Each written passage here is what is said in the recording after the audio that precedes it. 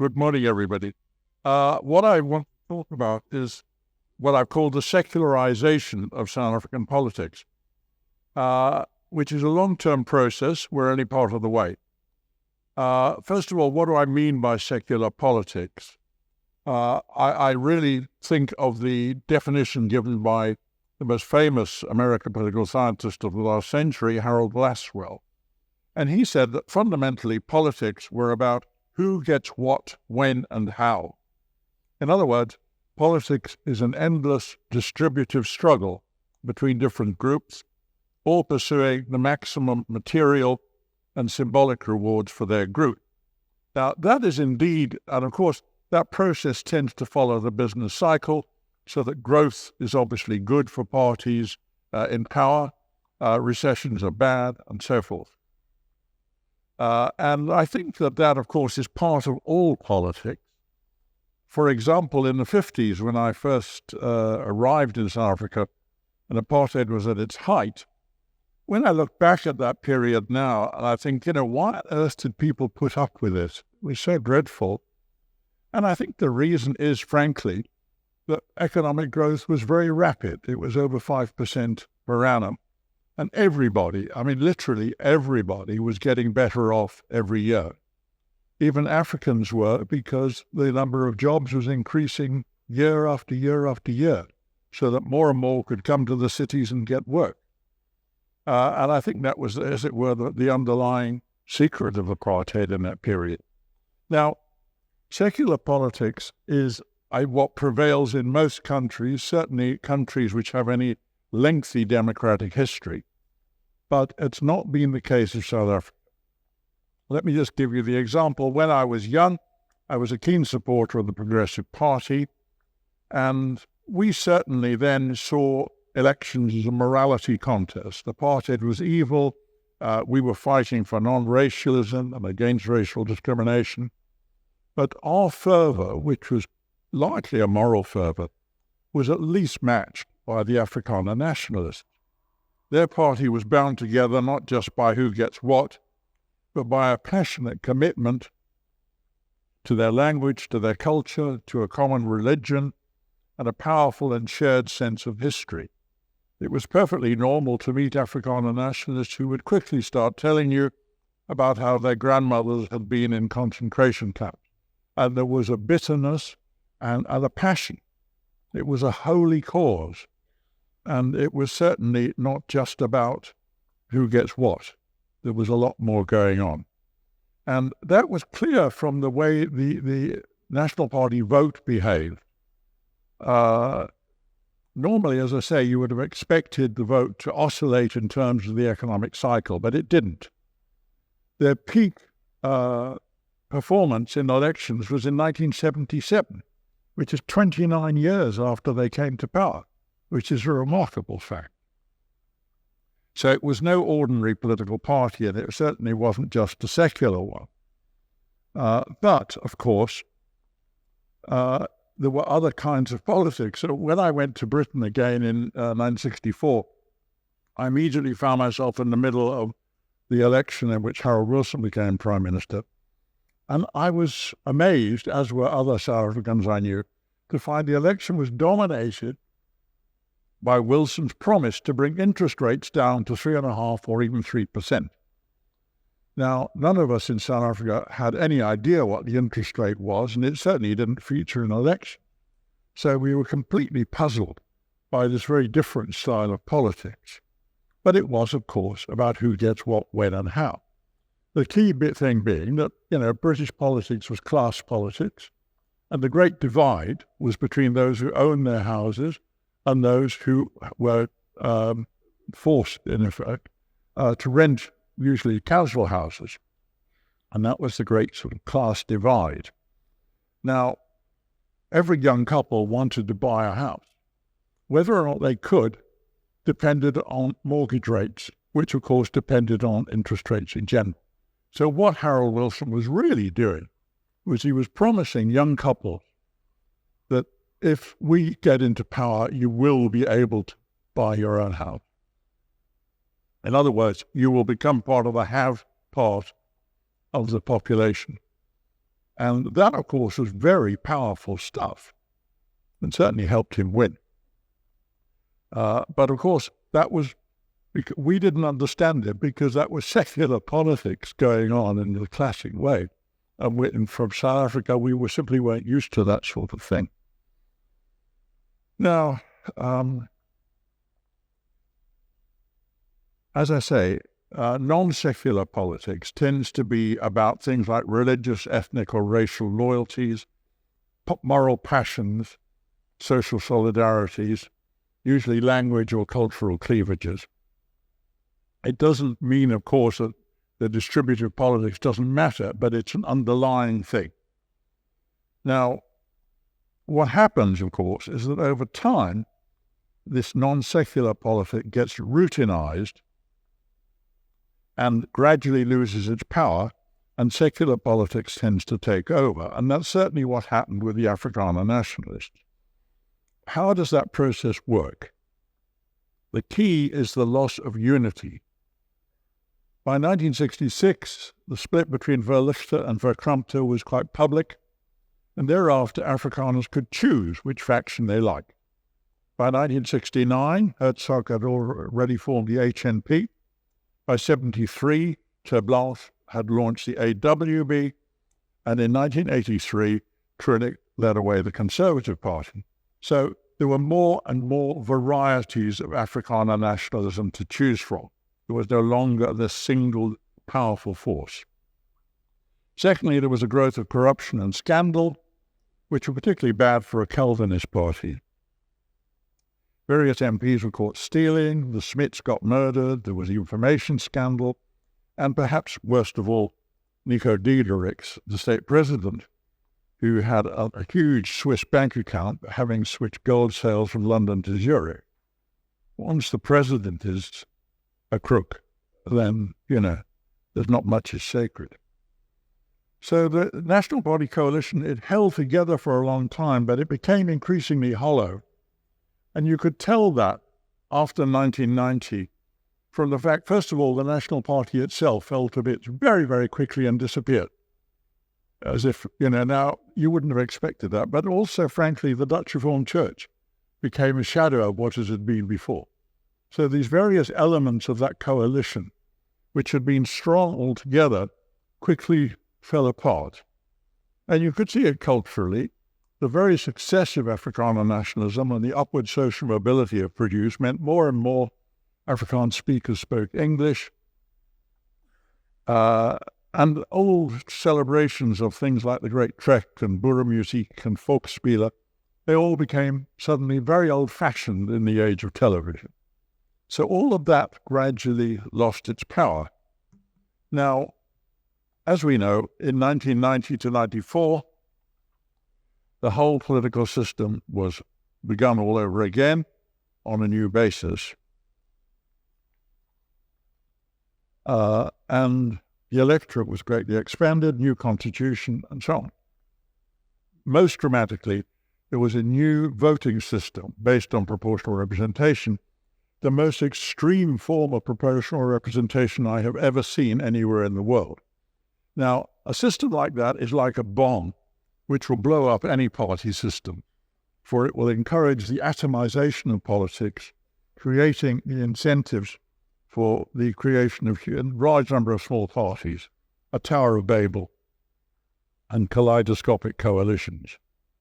But that did not happen right away, because once again we had a hegemonic nationalist party.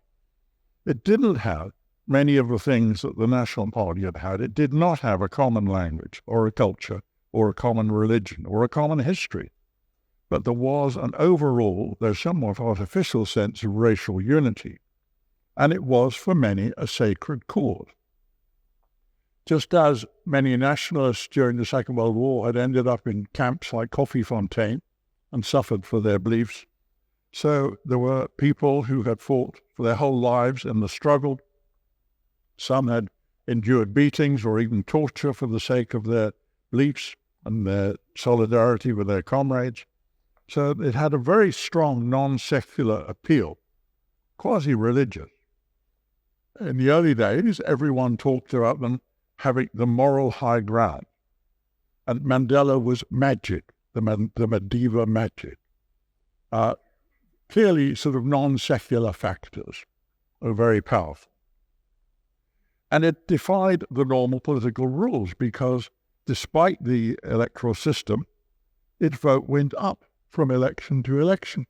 It peaked in 2004, very nearly 70%, thus defying the PR system's power. But, of course, the ANC has been experiencing secularization as well. Now, the term, of course, comes from the sociology of religion because churches have undergone something like this long before. Brian Wilson, who wrote Religion in Secular Society, which is probably the most important study of this, charted the rise of secularization. And I remember when that book came out, many critics said, oh yes, what you say is true, that the Anglicans and the Catholics and so on, they're all losing ground and fewer and fewer people and so forth. But, you know, you're still wrong because you get the rise of all these big tent preachers, not just only Billy Graham, but lots of other charismatics of one sort and another, and they're all very much alive and growing. And I remember Brian Wilson just laughing and saying, don't you see that the proliferation of those sects is part of secularization? Because when religion really mattered, back in medieval times and later, people died for it. They tortured people for it. They burned people at the stake for it. You could only have one religion. The very fact that now it's all right to have lots of religions tells you how much ground they've lost. And the growth of all these little sects is part of that. Once you accept the plurality of religions is normal, then a huge and irreversible step has been taken towards routinization and secularization. Instead of being the way, the truth, and the light, a religion is now just another church. Now, the same sort of process applies to the ANC. The ANC's mystique depended not only on Mandela, but the idea of the ANC as a huge and indivisible force, which was not only strong, but frightening. And clearly, right away in the 90s, people were often very scared of falling foul of the ANC. In particular, the press was very scared and deferential in its seldom criticism of the ANC about anything. Now, the first crack was the breakaway of the UDM, Bantu Holomisa, but the big shift came with the falling out of Mbeki and Zuma in 2005. Almost immediately, there were two ANCs, the Mbeki ANC and the Zuma ANC, and the press was immediately free. And so if you go back and you look, you find this absolute sea change in the press of that time, because suddenly they could criticize freely because now there were two ANC, and there was no united, powerful group to be fighting for. And real press freedom in this country begins at that moment. Now, we've also had, of course, since then, the same sort of process of increasing variance. That means this. So we've had COPE, we've had the EFF, the African Congress for Transformation, the African Transformation Movement, Black First, Game First, Black First, Land First, MK in this election, and even Duduzane Zuma's party called the Game Changers, though I haven't noticed them changing the game yet.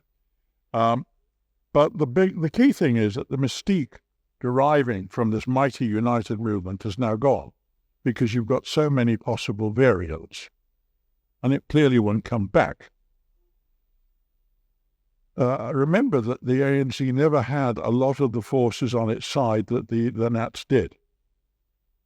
In effect, the struggle gave them this artificial racial unity, which is now splintered.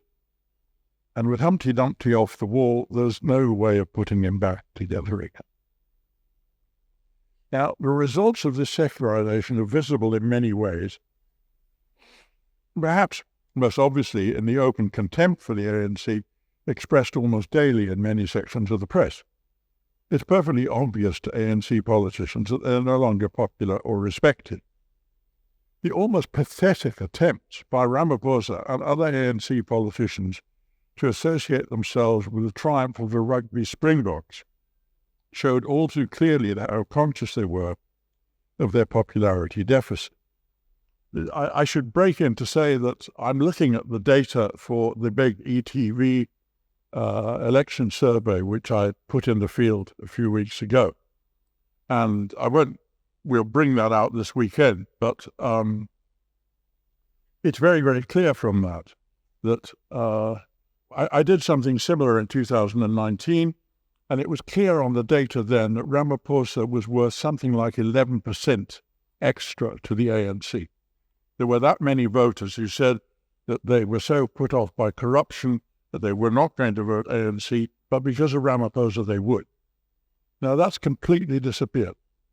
It's no longer there in the data at all. And indeed, I found that when you ask people who are you favorable to and unfavorable to, Ramaphosa ties, he doesn't even quite tie with Zuma. They are equally popular. So that's quite something when you think of what a bad press Zuma's had for the past however many years. The fact is that very few African nationalist parties have had to live with a free press, and the ANC certainly didn't have to do that before 1994. Moreover, the situation is bound to get worse for them. If you take the deputy president, Mashatile, who is clearly the future, he got no real national profile. He's extremely unpopular. I can tell you that again from the data. He played no part in the liberation struggle. He's a purely provincial politician, and he's already attracted a great deal of criticism for his lavish lifestyle because of the godfathers to whom he owes favours. Similarly, the ANC Secretary-General, Fikile Mbalula, attracts a great deal of ridicule and has already publicly boasted of lying to Parliament to protect Jacob Zuma. It's extremely hard to see how the ANC can regain respect or popularity under leadership like that. Now, the secularization of the political system is, of course, going on across the board. It doesn't just affect the ANC. So you can see again for the DA that they used to have that space to themselves, but now there's Action South Africa, the Freedom Front Plus, Rise Mzansi, Build One South Africa, Good, Patriotic Alliance, and so on. No less than 3 of those parties are led by DA breakaways. So again, they too are fighting that sort of problem. And it's very noticeable that when John Steenhuisen was asked about these crossovers, people moving away from the DA to other parties, he dismissed it as part of the silly season, like the transfer window in soccer. That is to say, a routine and relatively unimportant phenomenon. Now, in the old days, when the progs saw themselves as a moral cause, no Progressive Party leader would have said anything like that. If anyone left the party, they were betraying this cause. But quite clearly, for Mr. Steenhuisen, politics no longer has moral content in that sense. The routinization and secularization is affecting them as well. Now, it still has some way to go with this process, and of course the ANC will work as hard as it can to try to keep the old forms of appeal going. But it's very difficult. They will try to drive out the secular factors by appealing to the struggle, blaming everything on apartheid, and so forth. But it cannot really work for various reasons. I mean, first of all, you know, if the Mandela family is selling off his effects, even his ID, then not much is sacred anymore, is it? I mean, it's pretty clear. And Jacob Zuma used to be so confident of the ANC's enduring emotional appeal that he said the ANC was in power until Jesus comes. He obviously doesn't believe that anymore because founding a rival party to the ANC is based on the opposite assumption. But there's something else about this too, which I should make clear, which is that trying to drown out secular factors by appealing to those things, it doesn't really work. The key factors, again, are, this is no secret, jobs, electricity, water cut-off, social grants. These things, you can't really get over failures by just blaming everything on apartheid. And it's for two reasons, really. One is that every time that if a building catches fire and you jump up and say it's the fault of apartheid, well, you are always trying to explain away a failure. And the voters notice the failure. You can't really be surprised by that. What it rather reminds me of is after the Second World War, a journalist went and interviewed a number of Japanese, saying, how did you know what was going on? Because everything, the media in Japan was completely controlled and so forth. And I remember they interviewed this old Japanese peasant, and he said, no, that's true. All they ever talked about was how we had won these wonderful, glorious victories from Pearl Harbor on. But you couldn't help noticing, he said, that each victory was getting closer to Japan. That's what I mean. You can't really hide the failures. The more that you try to do it that way, people will spot the failure. And that, of course, is what's been going on. Now, of course, secularization is always more pronounced in both religious terms and political terms in urban environments for obvious reasons.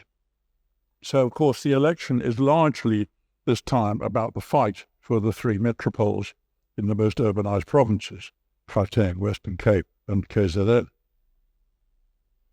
And, of course, as the ANC falls back on the rural areas, it is increasingly a homeland party, and it's increasingly dependent on a very strange inversion, which I saw in Zimbabwe.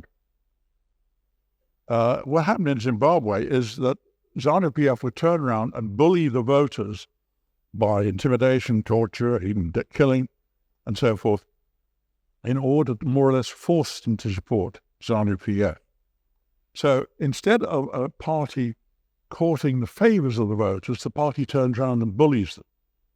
Now, something similar is beginning to happen here, because when you depend on, the ANC is in fact increasingly dependent on basically threatening people that if you don't vote for us, you won't get your social grant.